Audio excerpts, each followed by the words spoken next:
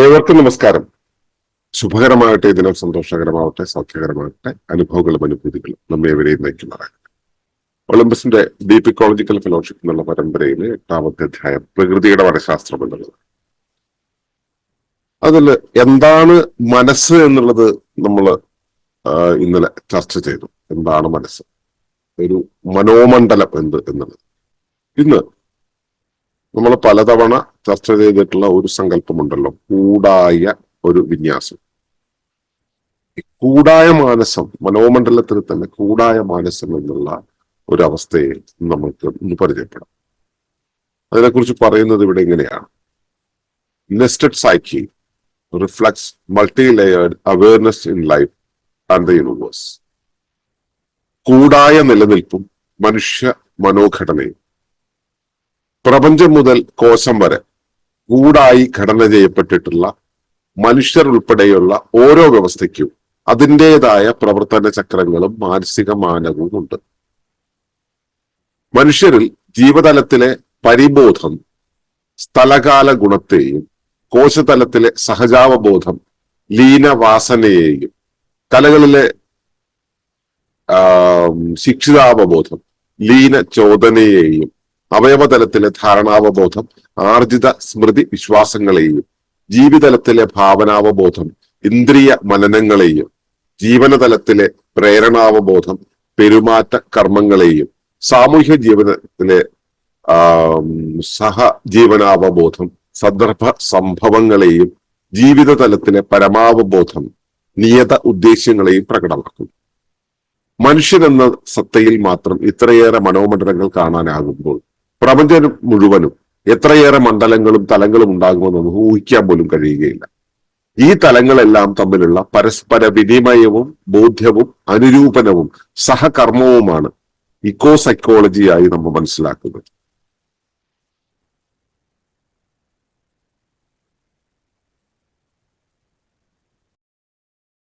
ഒരുപക്ഷെ eco psychology എന്നുള്ള പദത്തിന് പ്രയോഗത്തിന് ഇതിലും നല്ലൊരു വിശദീകരണം നൽകാൻ എനിക്ക് കഴിയുമെന്ന് തോന്നി. നെസ്റ്റഡ് സൈക്ക്, കൂടായ മനോമണ്ഡലം എന്ന് പറയുന്നത് ഈ പല പാളികളായിട്ടുള്ള അവബോധത്തിന്റെയും പല പാളികളായിട്ടുള്ള അനുരൂപനത്തിന്റെയും ബോധത്തിന്റെയും ഒക്കെ ആകത്തുകയാണ്. ഈ കൂടായ നിലനിൽപ്പ് എന്നുള്ളത് നമ്മൾ പല രീതിയിൽ മനസ്സിലാക്കിയിട്ടുള്ളതാണ്. പ്രപഞ്ചം മുതൽ കോശം വരെ കൂടായി ഘടന ചെയ്യപ്പെട്ടിട്ടുള്ള ഒന്നാണ്. അതില് ഓരോ വ്യവസ്ഥയ്ക്കും, പ്രപഞ്ചമായിക്കോട്ടെ, കോശമായിക്കോട്ടെ, മനുഷ്യനായിക്കോട്ടെ, ഇതിനിടയിലുള്ള ഏതെല്ലാം തലമായിക്കോട്ടെ, ഇവയ്ക്കെല്ലാം തന്നെ അതിൻ്റെതായ പ്രവർത്തന ചക്രങ്ങൾ ഉണ്ടെന്ന് നമുക്ക് മനസ്സിലായിട്ടുണ്ട്. എന്നുവെച്ചാൽ സ്വതന്ത്രമായി തന്നെ പ്രവർത്തിക്കുന്നു എന്ന വിധത്തിൽ ഒരു പ്രവർത്തന ചക്രമുണ്ട്. ഉറപ്പായിട്ടും ആ പ്രവർത്തന ചക്രം ഉപരിവ്യവസ്ഥയോട് നീതി പുലർത്തുന്നതായിരിക്കണം. അതുപോലെ തന്നെ ഈ പ്രവർത്തന ചക്രം പ്രവർത്തിക്കാൻ വേണ്ടി പ്രവർത്തിക്കുന്നത് ഉപവ്യവസ്ഥകളാണ്. ഉപവ്യവസ്ഥകൾ ആ വ്യവസ്ഥയോട് കാണിക്കുന്ന നീതിയാണ് ഈ വ്യവസ്ഥയുടെ പ്രവർത്തനത്തിന്റെ ഒരു എന്താ പറയാ പെർഫെക്ഷൻ എന്ന് പറയുന്നത്. അപ്പോ ഓരോ വ്യവസ്ഥയ്ക്കും അതിൻ്റെതായിട്ടുള്ള പ്രവർത്തന ചക്രങ്ങളുണ്ട്. അപ്പൊ ഈ പ്രവർത്തന ചക്രം എങ്ങനെ കൊണ്ടുപോകണം എന്നുള്ള ആസൂത്രണമാണല്ലോ മനോ പ്രവർത്തനം എന്ന് പറയുന്നത്, അല്ലെ? ആസൂത്രണമാണ് മനസ്സ് എന്ന് പറയുന്നത്. അപ്പോ ഓരോ പ്രവർത്തന ചക്രത്തിനും അതിൻ്റെതായ മാനസിക മാനമുണ്ട് എന്ന് നമുക്ക് മനസ്സിലാക്കാം, മിനിമം മനസ്സിലാക്കാം. ഈ പ്രവർത്തന ചക്രങ്ങളെല്ലാം തന്നെ ഉപരിവ്യവസ്ഥയോട് നീതി പാലിക്കുന്നതും ഉപവ്യവസ്ഥയോട് ആവശ്യങ്ങൾ ഉന്നയിക്കുന്നതുമായിരിക്കണം. എന്ന് വെച്ചാൽ ഉപവ്യവസ്ഥയോടും ഉപരിവ്യവസ്ഥയോടും ബന്ധപ്പെട്ടുകൊണ്ട് സഹവർത്തിച്ചുകൊണ്ട് പ്രവർത്തിക്കുന്നതായിരിക്കണം ഓരോ വ്യവസ്ഥയും. അപ്പൊ ഓരോരുത്തരും സ്വതന്ത്ര പ്രവർത്തന വ്യവസ്ഥ ഉണ്ടെങ്കിലും അവയെല്ലാം തന്നെ ഉപരിവ്യവസ്ഥയോടും ഉപവ്യവസ്ഥയോടും ചേർന്ന് ഇഴുകിയാണ്. എന്ന് വെച്ചാൽ ഒരു ഗിയർ വീലില് രണ്ട് പല്ലുകൾ തമ്മിൽ എങ്ങനെ കണക്ട് ചെയ്തിരിക്കുന്നു. അതുപോലെ ഇഴുകി വേണം പ്രവർത്തിക്കാൻ. അല്ലാതെ പ്രവർത്തിക്കാൻ അല്പം ബുദ്ധിമുട്ടാണ്. അല്ലാതെ പ്രവർത്തിച്ചിട്ടുണ്ടെങ്കിൽ കുറച്ചു കാലം ആ പ്രവർത്തനം നടന്നുപോയി എന്ന് വരും. അതിനും അപ്പുറത്തേക്ക് അത് ചിലപ്പോൾ സാധ്യമായി എന്ന് വരില്ല. അപ്പോ ഈ പ്രവർത്തനം നടത്തുന്നത് മനസ്സാണ്. അതായത് പ്രവർത്തനത്തെ ആസൂത്രണം ചെയ്യുന്നത് മനസ്സാണ്. അതുകൊണ്ട് തന്നെ ഓരോ ഇടത്തും, ഈ പറയുന്ന ഓരോ കൂടായ വ്യവസ്ഥയിലെ ഓരോ ഇടത്തും ഈ മനോമണ്ഡലത്തെ നമുക്ക് കാണാൻ കഴിയും. അപ്പൊ ഈ ഓരോ ഇടത്തും മനോമണ്ഡലം കാണുന്നു എന്ന് പറയുമ്പോൾ ഇവയെല്ലാം പ്രത്യേകം എൻറ്റിറ്റികളാണ് എന്നാണ് അതാത് സ്ഥലങ്ങളിൽ നിന്ന് ധരിക്കപ്പെടുക. എന്റെ മനസ്സ് എന്റെ മനസ്സാണ്, കോശത്തിന്റെ മനസ്സ് കോശത്തിന്റെ മനസ്സാണ്, പ്രകൃതിയുടെ മനസ്സ് പ്രകൃതിയുടെ മനസ്സാണ്. എല്ലാ മനസ്സുകളും വെവ്വേറെ മനസ്സുകളാണ്. അപ്പൊ ഈ മനസ്സുകളെല്ലാം വെവ്വേറെ എൻറ്റിറ്റികളാണെന്ന് അതാത് തലത്തിൽ എനിക്ക് തോന്നും. കോശത്തിന്റെ മനസ്സല്ല എന്റെ മനസ്സെന്ന്, ഈ പ്രകൃതിയുടെ മനസ്സല്ല എന്റെ മനസ്സെന്ന് എനിക്ക് തോന്നും. പക്ഷേ പ്രകൃതിയെ കൃത്യമായി ബോധ്യപ്പെടുമ്പോൾ ഇവയെല്ലാം ഒരേ പ്രവർത്തനത്തിന്റെ വ്യത്യസ്ത ഘട്ടങ്ങളോ വ്യത്യസ്ത മാനങ്ങളോ വ്യത്യസ്ത പ്രദേശങ്ങളോ ആണെന്ന് മനസ്സിലാക്കാൻ കഴിയും. ഇപ്പോ ഇതിൽ ഒട്ടേറെ തലങ്ങളുണ്ട് എന്ന് പറയുമ്പോൾ തന്നെ ആ തലങ്ങളെ നമ്മൾ മനസ്സിലാക്കാനായിട്ട് മനുഷ്യന്റെ തലം മാത്രം നമുക്ക് എളുപ്പത്തിൽ അറിയുന്ന ഒരു കാര്യം മനുഷ്യനാണല്ലോ. അപ്പൊ മനുഷ്യന്റെ തലത്തില് നമുക്ക് നോക്കാം. മനുഷ്യന്റെ തലത്തിൽ ഈ ജീവതലം ഉണ്ടല്ലോ, അതായത് ഒരു ജീവൻ ഉണ്ടാകുന്നു. ജീവൻ എന്ന് പറയുന്നത് സ്വയം സംഘാടകത്വം ഉണ്ടാകുന്ന ഒരവസ്ഥ. ജീവി എന്നുള്ള ഒരവസ്ഥയിൽ ഞാൻ രൂപപ്പെടുന്നതിന്റെ പ്രാഗ്രൂപമായിട്ടുള്ള ആ പ്രൈമറി സ്റ്റം ഉണ്ടാകുന്ന, ആ പ്രൈമറി ന്യൂക്ലിക് ആസിഡ് ഉണ്ടാവുന്ന ആ ഒരവസ്ഥ. ഞാനത് ഒരു ഫിസിക്കലി പറഞ്ഞെന്ന് മാത്രം. അപ്പൊ ജീവൻ എവിടെയാണ് ഉണ്ടാവുന്നത്, അതിന് മുമ്പ് ഉണ്ടാവുന്നുണ്ടോ എന്ന് നമുക്കറിയില്ല. അങ്ങനെ ഉണ്ടാകുന്നതിന്റെ ആ പരിബോധ തലത്തില് ആണ് അതിന് സ്ഥലകാല ഗുണങ്ങൾ ഉണ്ടാവുന്നത്. സ്പേഷ്യോ ടെമ്പറൽ ആട്രിബ്യൂട്ട്സ് ഉണ്ടാവുന്നത് അവിടെയാണ്. എവിടെ നിന്നാണ്, എന്താണ്, എങ്ങനെയാണ് എന്നുള്ള കാര്യങ്ങൾ, ധർമ്മത്തിനനുസരിച്ചുള്ള രൂപ ഭാവങ്ങൾ ഉണ്ടാവുന്നത്, സ്ഥലകാല ഗുണങ്ങൾ ഉണ്ടാവുന്നത് ആ ഭാഗത്താണ്. ഈ സ്ഥലകാല ഗുണങ്ങളാണല്ലോ ഓരോന്നിനെയും എന്തൊക്കെയോ ആക്കി മാറ്റുന്നത്, അല്ലെ? അപ്പൊ ആ സ്ഥലകാല ഗുണങ്ങൾ ഉണ്ടാവുന്നത് ഈ പരിബോധത്തിലാണ്. അത് ജീവതലത്തിലാണ് കിടക്കുന്നത്. ഇനി അടുത്തത് നമുക്ക് മനസ്സിലാകാവുന്ന ഒരു തലം എന്ന് പറയുന്നത് കോശതലമാണ്. കോശതലത്തിലാണ് സഹജാവബോധം ഉണ്ടാകുന്നത്. സഹജാവബോധമാണ് സഹജമായി എന്താണ് തോന്നേണ്ടത് എന്നുള്ള കാര്യങ്ങളെല്ലാം തന്നെ ഡിഫൈൻ ചെയ്യുന്നത്. അവിടെയാണ് ലീനമായിട്ടുള്ള, ഒരാളിൽ അന്തർലീനമായിട്ടുള്ള വാസനകൾ ഉണ്ടാവുക. ഈ വാസന എന്നുള്ളത് മനസ്സിനെ നിയന്ത്രിക്കുന്ന ഒരു പ്രധാന ഘടകമാണ്. അതിനുശേഷം അടുത്ത ഘട്ടത്തിലേക്ക് വരുന്നു, കലകളുടെ തലത്തിലേക്ക് എത്തുമ്പോൾ അവിടെ ശിക്ഷിതാവബോധം പ്രവർത്തിക്കും. ഈ ശിക്ഷിതാവബോധം എന്ന് വെച്ചാൽ ട്രെയിൻഡ് ആണ്. ഇപ്പോ മധുരം ഒരു ജീവിക്ക് ഇഷ്ടമാണ്, വാസന പ്രകാരം ഇഷ്ടമാണ്. മധുരം കൊടുക്കാതെ, മധുരത്തെ ശീലിപ്പിക്കാതെ, മധുരത്തെ വിയോജിപ്പിച്ചുകൊണ്ട് അയാളെ വളർത്തിയെടുത്തെങ്കിൽ അത് ശിക്ഷിതാവബോധമാണ്. അയാൾക്ക് മധുരം കണ്ടു കഴിഞ്ഞാൽ ചിലപ്പോൾ ചോദന തോന്നണം. സഹജാവബോധം ഉണ്ടായാൽ പോലും ചോദന തോന്നണമെന്നില്ല. അതുകൊണ്ടാണ് ലീനചോദന ശിക്ഷിതാവബോധത്തിൽ നിന്ന് വരുന്നു എന്ന് പറയുന്നത്. വാസനയാകട്ടെ സഹജമാണ്, നമ്മൾ ആരെതിർത്താലും എന്താണെങ്കിലും ഉള്ളിൽ നിന്നും വരേണ്ടതാണ്. അപ്പൊ ലീനവാസന സഹജാവബോധത്തിലും ലീനചോദന എന്ന് പറയുന്നത് ശിക്ഷിതാവബോധത്തിലും ഉണ്ടാവും. അടുത്ത തലത്തിലേക്ക്, അവയവത്തിന്റെ തലത്തിലേക്ക് എത്തുന്ന സമയത്ത്, അവയവം ഒരു ഇൻഡിപെൻഡന്റ് എൻറ്റിറ്റി ആണെന്ന് നമുക്ക് കരുതുമ്പോൾ അതിനെ പ്രവർത്തിപ്പിക്കുന്നത് ഭാവനാവബോധമാണ്. ഇന്നതാണ് ചെയ്യേണ്ടത്, എന്റെ പുറം ചൊറിയണം, അപ്പൊ പുറം എന്ന ഭാവന, പുറത്തിന്റെ സ്ഥലം എന്ന ഭാവന, അവിടെ ചൊറിച്ചിൽ എന്നുള്ള ഭാവന, ആ ഭാവനയുടെ ഒരു അയ്യോ ഞാൻ പറഞ്ഞത് തെറ്റിപ്പോയി. അവിടെ ഭാവനയല്ല, ധാരണയാണ് വരിക. അതായത് അവയവതലത്തിൽ വരുന്നത് ധാരണാവബോധമാണ്. അത് ധാരണാവബോധം എന്ന് പറയുമ്പോൾ എവിടെയാണ് ഇത് പ്രവർത്തിക്കുക, എവിടെയാണ് പ്രവർത്തിക്കേണ്ടത് എന്നുള്ളതിനെ കുറിച്ചുള്ള ധാരണ. ധരിച്ചതാണ് ധാരണ. എങ്ങനെയാണ് ധരിച്ചത്? അത് ആർജിച്ചതാണ്. ഇന്നതാണ്, ഇന്നിടത്തു നിന്നാണ് എന്നുള്ളത് ആർജിച്ചതാണ്. ആർജിച്ചതിനെ നമ്മൾ എന്താ വിളിക്കുക? സ്മൃതി എന്ന് വിളിക്കും, ഓർമ്മ എന്ന് വിളിക്കും. അപ്പൊ ആർജിത സ്മൃതി വിശ്വാസങ്ങൾ, നമ്മുടെ വിശ്വാസ പ്രമാണങ്ങൾ, ഇങ്ങനെയെല്ലാം നിൽക്കുന്നത് അവയവതലത്തിലാണ്. അതിനെ നമ്മൾ ധാരണാവബോധം എന്നാ പറയുന്നത്. അപ്പോ അവയവതലത്തിലെ ധാരണാവബോധമുണ്ട്. അതാണ് നമ്മുടെ ആർജിതം ആയിട്ടുള്ള സ്മൃതി വിശ്വാസങ്ങളെ എല്ലാം ഉണ്ടാക്കുന്നത്. അവിടെയാണ് സ്മൃതി വിശ്വാസങ്ങളെല്ലാം നിൽക്കുന്നത്. ഇനി ആണ് ജീവി എന്നുള്ള ഞാൻ ഉണ്ടാവുന്നത്. ജീവിതലത്തിലേക്ക് എത്തുമ്പോൾ എന്റെ ഭാവനയാണ് പിന്നെ പ്രവർത്തിക്കുക. ഞാൻ എന്നുള്ളത് ഒരു ഭാവനയാണല്ലോ, ഞാൻ എന്നുള്ള സങ്കല്പമാണ്. ആ ഭാവന അത് എന്റെ ഇന്ദ്രിയങ്ങളെ കൈകാര്യം ചെയ്യും. ഞാൻ എന്താണ് എന്റെ ചുറ്റുപാടിൽ നിന്ന് മനസ്സിലാക്കുന്നത്, അതിന് ഇന്ദ്രിയങ്ങളെ കൈകാര്യം ചെയ്യും.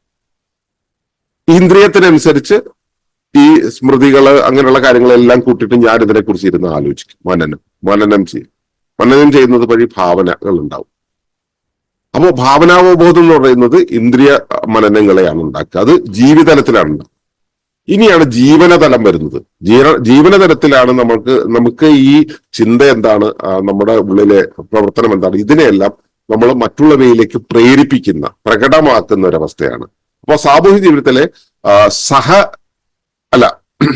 പ്രേരണാവബോധം, ജീവനതലത്തിലെ പ്രേരണാവബോധം പെരുമാറ്റങ്ങളെ ഉണ്ടാക്കും, ബിഹേവിയറുകൾ ഉണ്ടാക്കും. ഈ ബിഹേവിയറുകളാണ് കർമ്മങ്ങളായിട്ട് മാറുന്നത് നമ്മൾ ഇന്നലെ പഠിച്ചു. അപ്പൊ പെരുമാറ്റ കർമ്മങ്ങളെ ഉണ്ടാക്കുന്നത് പ്രേരണാവബോധം. നമ്മൾ പുറം ലോകത്തേക്ക് എന്തെങ്കിലും എക്സ്പ്രസ് ചെയ്യുന്നത്, ഞാൻ ഇന്നതാണെന്നുള്ളത് പ്രകടിപ്പിക്കുന്നത്, പെരുമാറുന്നത്, റെസ്പോണ്ട് ചെയ്യുന്നതൊക്കെ ഈ തലത്തിൽ നിന്നുകൊണ്ടാണ്. അതിനും അപ്പുറത്തേക്ക് സാമൂഹ്യ ജീവനത്തിന്റെ ഒരു തലം. ആ സാമൂഹ്യ ജീവനത്തിന്റെ വെച്ചാൽ എന്റെ സഹജീവികളോട് ഇടപെടുന്ന, എന്റെ പരിസ്ഥിതിയോട്, എന്റെ പരിസരത്തോട് ഇടപെടുന്നതാണ് സാമൂഹ്യ ജീവന തലത്തിലെ സഹജീവനാവബോധം എന്ന് പറയുന്നത്. സഹജീവനാവബോധം എന്ന് വെച്ചാൽ ഞാൻ മറ്റുള്ളവയുമായി ചേർന്ന് പ്രവർത്തിക്കുന്നത്, എന്റെ പ്രവർത്തനം മാത്രമല്ല, മറ്റുള്ളവയുമായി ചേർന്ന്, മറ്റുള്ളവയ്ക്ക് അനുസരിച്ച് പ്രവർത്തിക്കുന്നത്. അവിടെയാണ് എനിക്ക് സന്ദർഭങ്ങൾ ഉണ്ടാവുന്നത്, സംഭവങ്ങൾ ഉണ്ടാവുന്നത്. ജീവിതത്തിൽ എന്റെ ജീവിതത്തിൽ ഉണ്ടാവുന്ന സംഭവ സന്ദർഭങ്ങളെല്ലാം തന്നെ അവിടെയാണ് ഉണ്ടാകുന്നത്, അതിനെ പ്രകടമാക്കുന്നത്. അതിനുശേഷമോ ഒരു തലം കൂടെ നമുക്ക് പറയാം, ജീവിത തലം. ഇതെല്ലാം ചേർന്നതാണ് ജീവിതം. ഈ ജീവിതം എന്ന് വെച്ചാൽ പരമാണു ആയിരിക്കുന്ന ഒരവസ്ഥ മുതൽ ഇവിടം വരെയുള്ളത് എല്ലാം കൂടെ ചേർത്താണ് ജീവിതം എന്ന് പറയുക. ആ ജീവിത തലത്തിലെ പരമാവബോധം എന്ന് പറയുന്നത്, ആദ്യം പരിബോധം പറഞ്ഞു, ഇത് പരമാവബോധം എന്ന് പറയുന്നത് നിയത ഉദ്ദേശ്യങ്ങളെ പ്രകടമാക്കുന്നു. ജീവിതത്തിന്റെ ഉദ്ദേശ്യത്തെ, അതനുസരിച്ച് ഇനി എങ്ങനെ സംഭവിക്കണം എന്നുള്ളത് നിയതികളെ പ്രകടമാക്കുന്നു. എങ്ങനെയാണെന്നുള്ള ഇഴ കീറുന്നത് നമുക്ക് ഈ ഡിപിക്കോളജിക്കൽ ഫെലോഷിപ്പിയുടെ ആഴത്തിന്റെ പഠനത്തിലൂടെ പോകുന്ന സമയത്ത് നമുക്ക് മനസ്സിലാക്കാം. ഇപ്പൊ പ്രകടമായിട്ട് നമുക്ക് ഇത്രയും മനസ്സിലാക്കിയാൽ മതി. ഇതിലെ ഈ പരമാവബോധവും പരിബോധവും രണ്ടല്ല, ഒന്ന് തന്നെയാണ്. അതുകൂടെ ഒന്ന് ബോധ്യപ്പെടുക. അപ്പോ മനുഷ്യൻ എന്ന സത്തയിൽ മാത്രം ഇത്രയേറെ മനോമണ്ഡലങ്ങൾ നമുക്ക് കണ്ടെത്താൻ പറ്റും. മനുഷ്യൻ ഇത്തിരി സങ്കീർണനാണ്, അതുകൊണ്ട് തന്നെ നമുക്ക് ഇവിടെ ഇതൊക്കെ കണ്ടെത്താൻ പറ്റും. ഈ ഒരു മനുഷ്യൻ എന്ന് പറയുന്നത് എത്ര ചെറുതാണെന്ന് ആലോചിക്കണം. പ്രപഞ്ചം എന്നുള്ള മഹാസംവിധാനത്തിൽ എത്ര ചെറിയൊരു ഇടത്താണ് അവൻ നിൽക്കുന്നത്, എത്ര ചെറിയ കർമ്മങ്ങളാണ്, ഉത്തരവാദിത്തങ്ങളാണ് അവനിൽ അസൈൻഡ് ആയിട്ടുള്ളത് എന്നുള്ളത് നോക്കുക. പക്ഷെ അവിടെ തന്നെ ഇത്രയേറെ തലങ്ങൾ ഉണ്ടെങ്കിൽ ഇതുപോലെ സ്കെയിലപ്പ് ചെയ്യാവുന്ന രീതിയിൽ പ്രപഞ്ചം മുഴുവൻ എത്രയേറെ മണ്ഡലങ്ങളും തലങ്ങളും ഉണ്ടാകുമെന്ന് നമുക്ക് ഊഹിക്കാൻ പോലും കഴിയില്ല. അത്രയേറെ വിപുലമാണ് ഈ തലങ്ങളെല്ലാം. ഇപ്പൊ മനുഷ്യന്റെ തലം എടുക്കുക, മനുഷ്യന്റെ തലത്തിൽ ഈ അവന്റെ സ്ഥലകാല ഗുണങ്ങള്, അതുപോലെ തന്നെ ലീനവാസനകള്, ലീനചോദനകള്, അതുപോലെ സ്മൃതി വിശ്വാസങ്ങള്, അവന്റെ ഇന്ദ്രിയ മനനങ്ങള്, അതുപോലെ തന്നെ പെരുമാറ്റം, കർമ്മങ്ങള്, അതുപോലെ തന്നെ സംഭവങ്ങൾ, സന്ദർഭങ്ങൾ, അവന്റെ നിയതി, ഉദ്ദേശ്യം, എന്തൊക്കെ കാര്യങ്ങളാ. ഇവയെല്ലാം ചേർന്നല്ലേ പ്രവർത്തിക്കുന്നത്. ഇവയെല്ലാം ചേരാതെ ഇപ്പൊ ഞാൻ എന്റെ സ്വപ്നങ്ങളിൽ, എന്റെ ഡ്രീമുകളിൽ ജീവിക്കുന്നു. എന്റെ തൽക്കാലത്തേക്ക് ഞാൻ ഇങ്ങനെ കുറെ കാര്യങ്ങൾ കണ്ടു. ഒരു സിനിമ കണ്ടു. സിനിമയിൽ ഇപ്പൊ നമ്മൾ സുരേഷ് ഗോപിയുടെ പടം കണ്ടിറങ്ങി വരുന്ന സമയത്ത് സമൂഹത്തിലെ എന്ത് മോശം പ്രവൃത്തി കണ്ടു കഴിഞ്ഞാൽ ഇപ്പൊ ഇടിച്ചു നിരപ്പാക്കുന്നുള്ള ഭാവത്തെ നമ്മൾ വെളിയിലേക്ക് വരില്ല സിനിമാ തിയേറ്ററിൽ നിന്ന്. അതേപോലെ ഉള്ള ഒരു സ്വപ്നം നമ്മൾ കണ്ടുവന്നിരിക്കട്ടെ. ഇപ്പൊ നമ്മുടെ ഭാവനയിലാണ് ഉണ്ടായത്. അത് നമ്മുടെ ചോദനയല്ല, നമ്മുടെ വാസനയല്ല, ഇതൊന്നും അല്ല. പക്ഷെ നമുക്ക് ആ കണ്ടതിന്റെ എക്സൈറ്റ്മെന്റിൽ നമുക്ക് ചിലപ്പോൾ ചില ഫീലുകൾ ഉണ്ടാവും. മോട്ടിവേറ്റഡ് ആയിട്ട് നമുക്ക് ചില ഫീലുകൾ ഉണ്ടാവും. ആ ഫീലിംഗ് കൊണ്ട് നമുക്കൊരു ആക്ടിവിറ്റി ചെയ്യാൻ കഴിയില്ല. നമുക്കൊരു കാര്യം ചെയ്യണമെന്നുണ്ടെങ്കിൽ അത് ഈ അറ്റം മുതൽ ആ അറ്റം വരെയുള്ള മുഴുവൻ ലെയറുകളും ചേർന്ന് പ്രവർത്തിക്കും. ഈ ചേർന്നുള്ള പ്രവർത്തനം എന്ന് പറയുന്നത് ഇവിടെ ഞാൻ പറഞ്ഞു, ഓരോ മനോമണ്ഡലങ്ങളും, ഓരോ അവയവത്തിന്റെ അല്ലെങ്കിൽ ഓരോ വ്യവസ്ഥാതലത്തിന്റെയും മനോമണ്ഡലത്തിനും ഓരോ പ്രത്യേകതരം ധർമ്മങ്ങളുണ്ട്, അവയുടെ പ്രത്യേക രീതികളുണ്ട്. ഇവയെല്ലാം കൂടെ ചേർന്ന് പ്രവർത്തിക്കുമ്പോഴേ എന്റെ പ്രവർത്തനം, എന്റെ ജീവിതത്തിന്റെ പ്രവർത്തനം നടക്കുകയുള്ളൂ. ഇത് എന്റെ ശരീരത്തിലെ അവസ്ഥ വെച്ചു മാത്രമാണ് ഞാൻ ഈ പറഞ്ഞത്. ഇത്രയും ഇത് ഉപരിവ്യവസ്ഥയും ആന്തരിക വ്യവസ്ഥയും ചേർന്ന് പ്രവർത്തിക്കുന്ന ഒരു തലമുണ്ട്. വ്യവസ്ഥാ തലങ്ങൾ തമ്മിലുള്ള വിനിമയത്തിന്റെ ഒരു തലമുണ്ട്. ആ വിനിമയം, ഈ പരസ്പര വിനിമയം, അതുപോലെ തന്നെ പരസ്പരം ബോധ്യം, അവിടെ അതുണ്ടെന്നും ഇവിടെ ഇതുണ്ടെന്നുമുള്ള ബോധ്യം. എനിക്ക് വിശപ്പുണ്ടാകുമെന്ന് എനിക്കറിയണം, പ്രകൃതിയിൽ വിഭവങ്ങൾ ഉണ്ടാകണം എന്ന് എനിക്കറിയണം. അപ്പോഴാണ് എനിക്ക് നീതിയോടുകൂടി വീഴ്ചയില്ലാതെ ജീവിക്കാൻ കഴിയുക. അതുപോലെ ഈ വ്യവസ്ഥാ തലങ്ങൾ തമ്മിലുള്ള പരസ്പര വിനിമയം, അവയെക്കുറിച്ചുള്ള ബോധ്യം, അവയോടുള്ള അനുരൂപനം, പൊരുത്തമാകണം അത്തരം കാര്യങ്ങളോട്, അവയോട് സഹകർമ്മം നടത്തണം. ഈ ഒരു പ്രോസസ്സിനെയാണ് നമ്മൾ ഇക്കോ സൈക്കോളജി എന്ന രീതിയിൽ മനസ്സിലാക്കുന്നത്. അതായത് ഓരോ സൈക്കിക്കും ഓരോ ഇടങ്ങളുണ്ട്, ഇവയെല്ലാം ലെയറുകളായിട്ട് നിൽക്കുന്നു.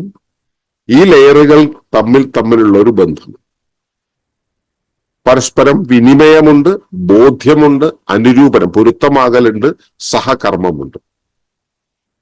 ഈ ഒരു ഏകീകൃത പ്രവർത്തനത്തെയാണ് നമ്മൾ ഇക്കോ സൈക്കോളജി എന്ന് പറയുന്നത്.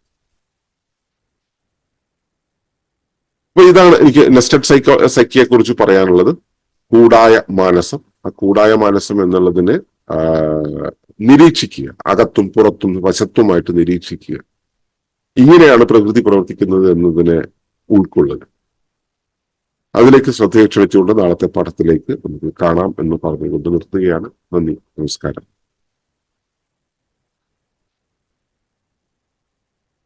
ഈ വിഷയം ഇഷ്ടമായെങ്കിൽ ഒന്ന് ലൈക്ക് ചെയ്യുക, കമന്റ് ചെയ്യുക, ഷെയർ ചെയ്യുക.